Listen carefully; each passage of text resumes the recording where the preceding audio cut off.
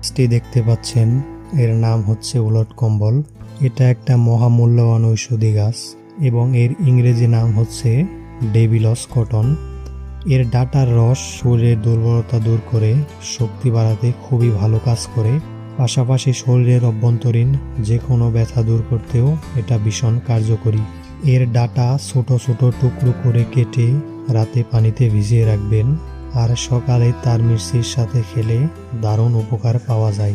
এই উলট কম্বলের ফলগুলো যখন পেকে যায় তখন নিজে নিজেই ফেটে যায়, আর ভেতরে দেখা যায় কালো কালো বীজ।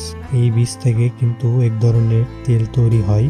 যাদের বাত ব্যথা, জয়েন্টে ব্যথা কিংবা কোমরে দীর্ঘদিন ব্যথা রয়েছে তাদের জন্য এই তেল মালিশ করলে খুব দ্রুত আরাম মেলে।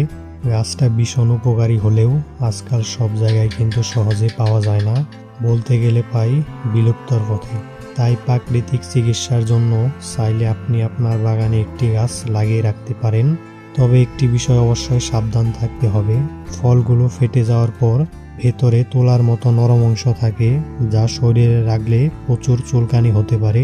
তাই এটি ব্যবহারের সময় একটু সতর্ক থাকবেন।